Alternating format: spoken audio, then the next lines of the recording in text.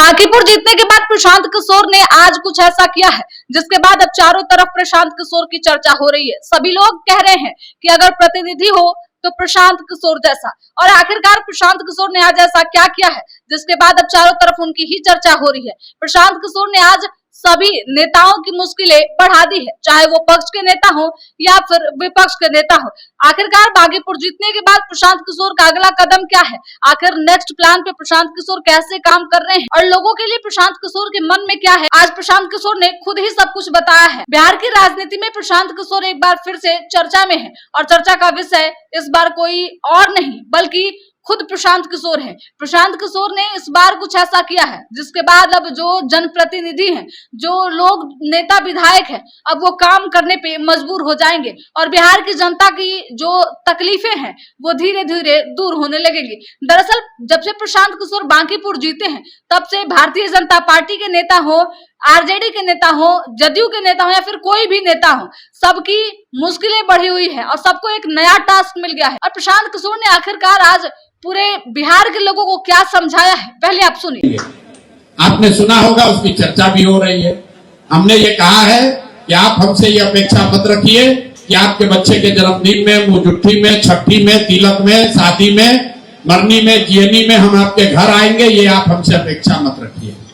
ऐसा नहीं है कि हम किसी के घर नहीं जाना चाहते हैं या नहीं जा सकते, जा सकते हैं, लेकिन मैं बिहार में इस चीज को बदलना चाहता हूं। जैसे चुनाव से पहले आपसे आग्रह किया कि आप जाति, धर्म, दल, नेता को छोड़कर अच्छे आदमी को जिताइए, उसी तरीके से आपको ये समझने की जरूरत है कि प्रतिनिधि का काम आपके घर में आकर केक खाना, पूरी दुनिया खाना नहीं है। बिहार में इसी को लोगों ने प्रतिनिधि की योग्यता का पैरामीटर बना दिया। कहता है काम तो नहीं करते हैं लेकिन सबके घरे घर उपलब्ध रहते हैं, शादी ब्याह न्योता हकारी करते हैं। तो प्रतिनिधि भी जो है वो सुबह से लेकर शाम तक 45 को 40 को न्योता हकारी ही करता है। अब बताइए, आपसे वोट भी लिया, आपके घर आके मिठाई पूरी दुनिया भी खाया, 4 बरस आपको लूटा भी, अब फिर आके वोट भी लिया कि देखो आए थे ना तुम्हारे यहाँ बेटा के शादी में, और लोग इसी पर वोट भी दे रहा है। तो बांकीपुर में आपने एक अच्छा काम किया है वोट देकर, तो इस चीज पे भी आप सुधार कीजिए ताकि लोग समझे कि प्रतिनिधि का काम आपके बेटे के जन्मदिन में आना नहीं है, आपके बेटे के लिए पढ़ाई हो वो व्यवस्था बनाना है। आपने प्रतिनिधि इसलिए चुना है कि आपके इलाके की स्थिति सुधरे, वहां सफाई हो, वहां पर सड़क हो, नाली गली हो, आपके बच्चों के लिए पढ़ाई हो, उसके लिए रोजगार हो। इसके लिए नहीं चुना है कि हम आपके घर बैठ के रोज पूरी दुनिया खाएं और फोटो खिंचवा कर कहे अच्छा विधायक जी तो हमारे घर आते हैं। इसलिए मैंने कहा है कि आप ये अपेक्षा मत रखिए कि हमको रोज घरे बुलाइएगा और हम आपके घर आएंगे।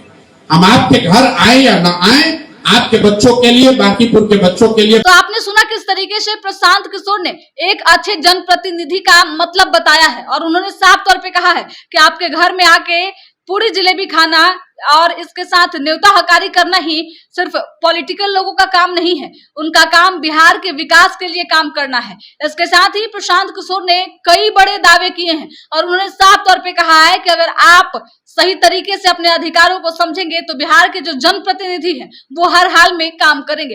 देखिए, बांकीपुर जीतने के बाद प्रशांत किशोर की चर्चा इन दिनों चारों तरफ हो रही है और चर्चा के कई कारण हैं। एक तो प्रशांत किशोर ने भारतीय जनता पार्टी का नींद चैन उड़ाया है, जहां एक बांकीपुर जैसी सीट को अब बीजेपी हार चुकी है प्रशांत की वजह से, तो वहीं अब दूसरी तरफ लगातार बिहार में प्रशांत किशोर जिस तरीके का मैसेज दे रहे हैं इससे लगातार नेता परेशान हैं। अब प्रशांत किशोर ने कह दिया है कि हम जनप्रतिनिधि हैं, आपके लिए काम करेंगे लेकिन आपके घर खाने के लिए बर्थडे में, एनिवर्सरी में और शादी में नहीं पहुंचेंगे। अब इसके बाद जो है वो उन नेताओं की चिंता बढ़ी हुई है जो क्षेत्र में ना तो काम करते हैं और ना ही किसी प्रकार के विकास की बातें करते हैं, सिर्फ इन्हीं सब कार्यक्रमों में जाते हैं और जनता का वोट लेते हैं। तो ऐसे में सभी नेताओं के लिए टास्क अब बड़ा हो गया है और प्रशांत किशोर इन सब की मुश्किलें बढ़ा रहे हैं। प्रशांत किशोर ने आगे की रणनीति तय कैसे की है ये भी हम आपको बताएंगे। दरअसल इसके बाद अब जो चुनाव है उसको लेकर प्रशांत किशोर लगातार तैयारी कर रहे हैं और उस चुनाव में कैसे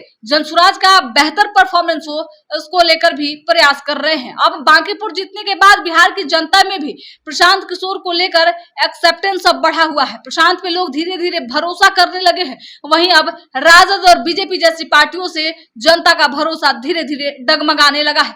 आपको क्या लगता है, प्रशांत किशोर ने आज जो बातें कही है उससे आप सहमत है? क्या वाकई जनप्रतिनिधि प्रशांत किशोर जैसा ही होना चाहिए, या फिर प्रशांत किशोर भी बिहार की जनता को बरगलाने का प्रयास कर रहे हैं? अपनी प्रतिक्रिया कमेंट बॉक्स में जरूर दीजिएगा।